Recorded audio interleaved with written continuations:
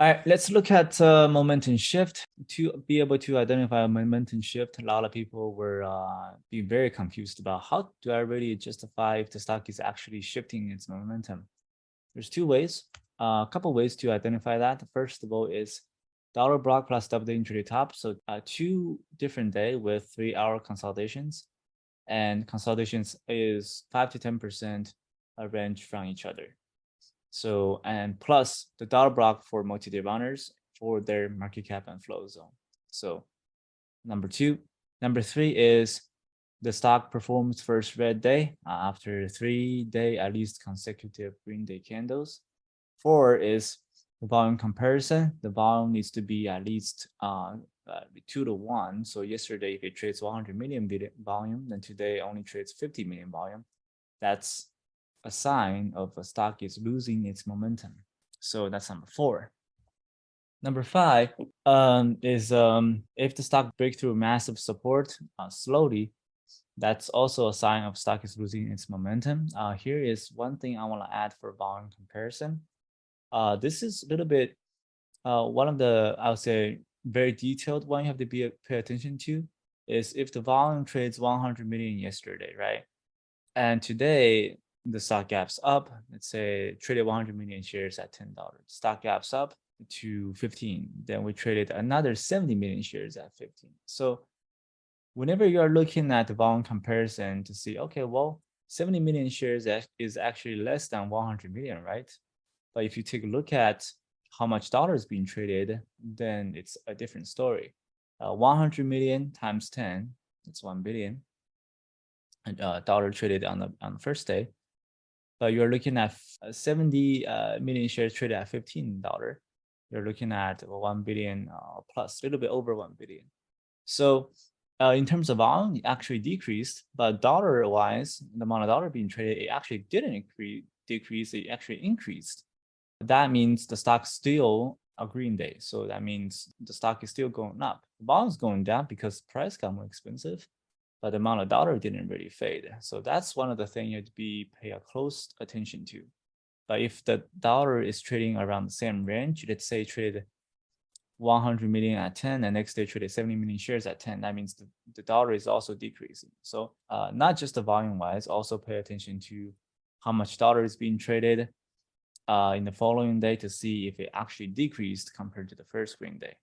Number six is if the stock pulls more than 20%, this is a low winning percentage because stocks can pull 20% to trap shorts and to spike again or to reverse it. So pulling 20% in the pre-market typically doesn't really work that well, especially on the really stubborn ones.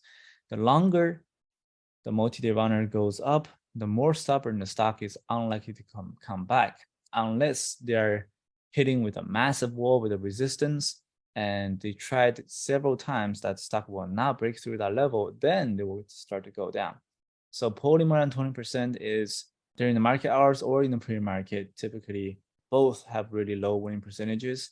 But remember that if the stock is running only 2 to 3 days and it's pulling 20%, it does have higher winning percentage compared to stock pulls 20% if it's been running for a month. Some tickers you will see that's been multi-day runners for almost 1-2 months, and then will take 1 day to drop. But some multi-day runners only take 2-3 days to run up, then take 1 day to drop. So 20% is much more effective on the tickers that's only been running really short amount of time. All right, next, let's take a look at shorting into the first red day. First red day, winning percentage is about 70%. Frequency happens anywhere between 30 to 50%. Also works on multi-day runner as well. So the criteria, first of all, market cap is under 200 million. The initial flow is under 50 million. And it needs at least 3-day extension, so 3 consecutive green candles. It normally takes weeks to form multi-day runners. Sometimes the longest I've seen took 2 to 3 months to form. And it trades bigger volumes, and then eventually it leads to a massive parabolic, then we come back down. Then the minimum extensions for first red day has to be 300% for 3 to 4 green candles. For 2 green candles has to be over 1000%, which I mentioned in the previous slides. So remember that. The next daily candle has to be greater volume than the previous day candle volume. And also you have to take account into how much dollars being traded in the next day. Even though the volume is decreasing, but the amount of dollars being traded more, it still counts as a green candle. Also, it counts as the stock is still gaining liquidities and potentially moving up again. And also, there has to be no neutralized area set between the roundup days. Let's say on the first green day, you ran 300%. A second day, you dropped 5%. Third green day is running up again. So in the middle, that red candle 5%, it destroys its first red day. So if you see those red candles, those tickers does not qualify as first green day no more, because it has to be green, green, green, green, green in 3 to 4 days. Cannot be green, red, green, red, green, red. It doesn't really matter how far they spike.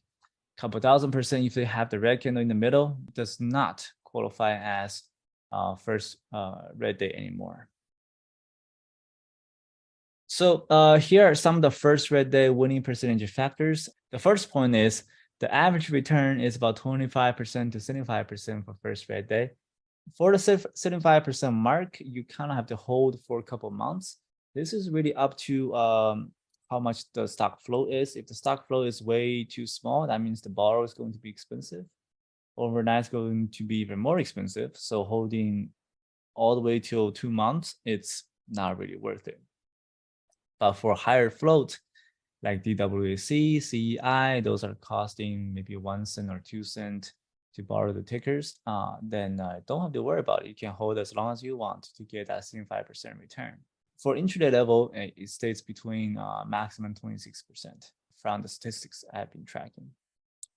And also, by shorting to the first red day, you can use the pre-market prediction plus dollar block prediction to get your entry, and your risk can be as your entry. So your risk can be as good as 0 if you practice it good enough.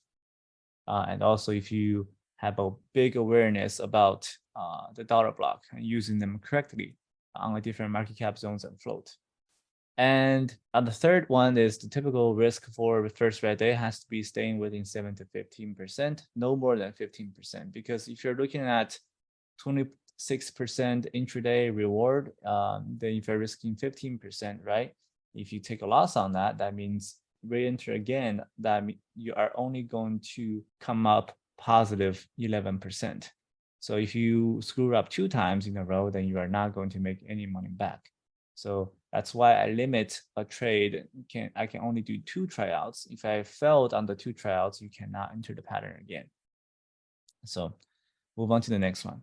The last one is this pattern doesn't really happen that often, so it often takes a lot of practices to calculate first red day, dollar block for different market cap zones, and what's your risk. What if the first red day pulls way too fast and way too hard? What should I do depending on the chart level and support resistance level? So it takes a lot of practices, and make sure always track down first red day and multi-day runners. Those tickers will be your big, I would say, big play compared to overshooting gap down or bounce short, gap up short. They trade tons of volume. You can size in a lot, and also they do have the biggest reward compared to all patterns.